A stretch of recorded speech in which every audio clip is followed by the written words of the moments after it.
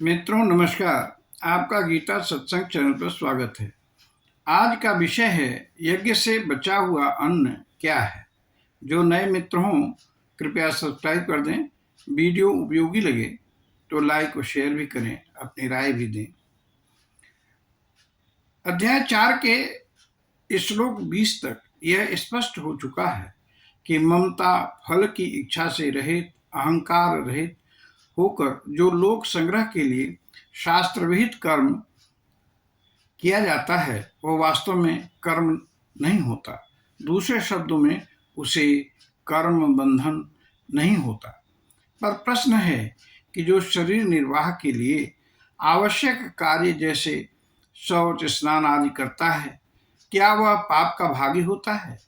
इसका उत्तर देते हुए भगवान कहते हैं, नहीं, ऐसे जन भी किसी पाप के भागी नहीं होते, पर उनके कुछ विशेषण हैं।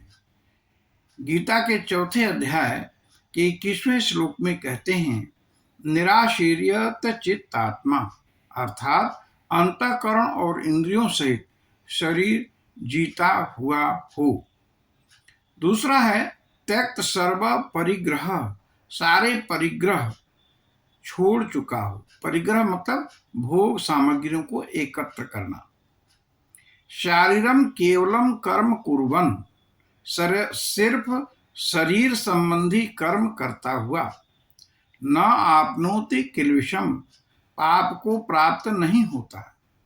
22वें श्लोक में इसी को आगे बढ़ाते हुए कहते हैं, यदृच्छा लाभ संतुष्टो, जो बिना इच्छा के अपने आप पाए हुए वस्तुओं में संतुष्ट हो।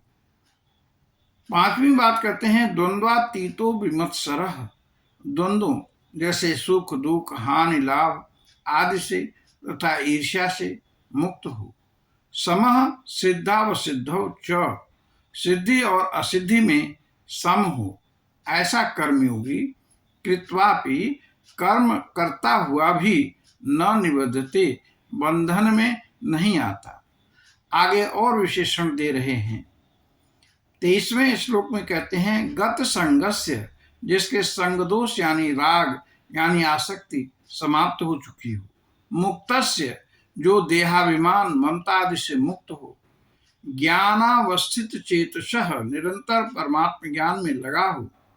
यज्ञाचरतः, यज्ञार्थ कर्म करता हुआ मनुष्य समग्रम विलीयते, संपूर्ण कर्म को भली भांति विलीन कर देता है। तो ये हुए 12 विशेषण। जिस साधक या साधिकाओं के पास ये होंगे उनको कर्म बंधन नहीं होगा। अब यह यज्ञ कैसा हो? क्या घी आदि को अग्नि में डालना ही यज्ञ है, या यज्ञ का व्यापक कुछ और भाव है? इसे स्पष्ट करते हैं। जो यज्ञ करते हैं वे परम लक्ष्य को प्राप्त कर लेते हैं। वही जो यज्ञ नहीं करते हैं उनको यह लोक भी सुखदायक और परलोक कैसे सुखदायक होगा? तो यज्ञ का अर्थ है सैक्रिफाइस। जो दूसरों के हित की बात सोचता है और करता है वही वास्तव में यज्ञ है। भगवान कहते हैं, यज्ञ से बचे हुए भोजन को करने से परम लक्ष्य मिलता है। यज्ञ शिष्टामृत भुजो जानति ब्रह्म सनातनम, 4/31। तो आइए समझते हैं यज्ञ से बचे अन्न का सेवन क्या है। यहाँ ज्ञान, संयम, तप, योग, स्वाध्याय, प्राणायाम आदि साधनों का अनुष्ठान करने से साधकों का अंतःकरण शुद्ध हो जाता है। इससे उनको स्वाभाविक प्रसन्नता होती है। 2/64-65, 18वें अध्याय का 36वां और 37वां श्लोक इस संबंध में देखा जा सकता है। यही यज्ञ से बचा हुआ अमृत है, क्योंकि यह अमृत रूप परमात्मा प्राप्ति में हेतु है। यह तो बात परमात्मा की प्राप्ति के लिए कही गई। अब वर्तमान स्थिति में समझिए, जो यज्ञार्थ कर्म करेंगे उनको यश, मान, धन, विवेक की प्राप्ति होगी। पुत्रों में संस्कार उपजेगा, परिवार में शांति रहेगी, प्रकृति प्रसन्न होकर ठीक समय पर वर्षा करेगी, अनुकूल जल, वायु, अग्नि होगी, सर्वत्र राम राज्य की स्थापना हो जाएगी। कैसे?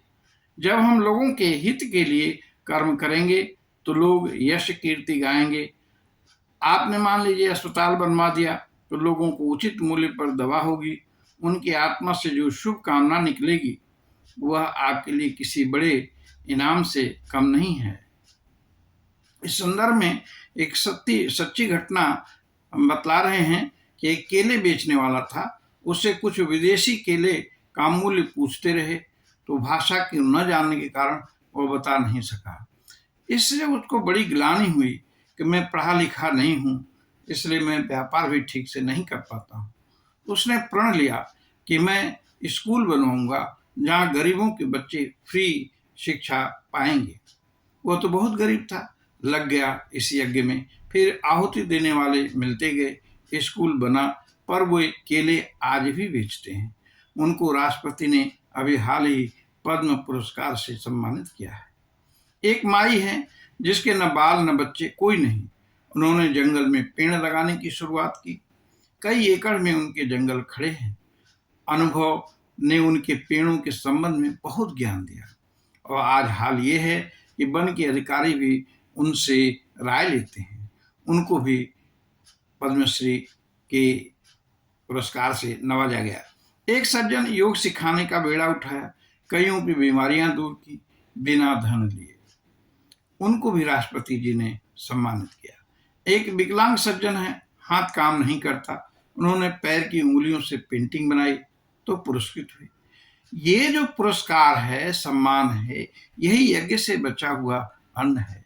ऐसे अनोखों उदाहरण हैं जिसमें लोग अकेले ही बहुत बड़ी सफलता प्राप्त करते हैं। उनका वह कार्य जो परहित में होता है, वास्तव में वही यज्ञ है।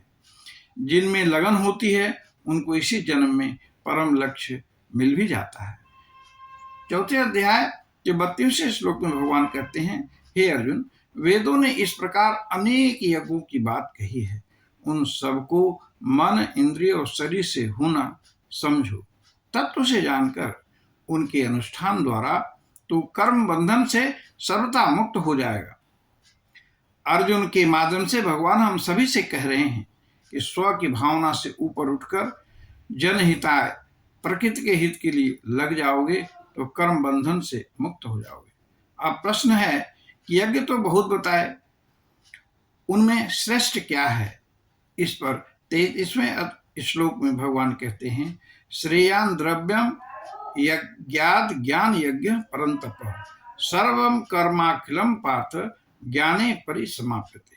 हे परंतप अर्जुन, द्रव्य में यज्ञ की अपेक्षा ज्ञान यज्ञ अत्यंत श्रेष्ठ है तथा यावन मात्र संपूर्ण कर्म ज्ञान में समाप्त हो जाते हैं, अर्थात ज्ञान यज्ञ उत्तम है। समझ लें कि द्रव्य यज्ञ क्या है। वह यज्ञ सांसारिक वस्तुओं की, धन की प्रमुखता हो, जैसे अग्नि में घी, तिल, अन्न आदि डालना, कुआं, सराय, अस्पताल आदि जनहित के कार्य द्रव्य यज्ञ है।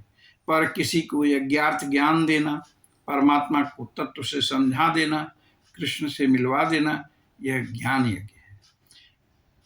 कहा कि ज्ञान यज्ञ बेहतर है, क्योंकि जब ज्ञान हो जाएगा तो उस व्यक्ति से जो भी कार्य होगा वह जनहिता ही होगा।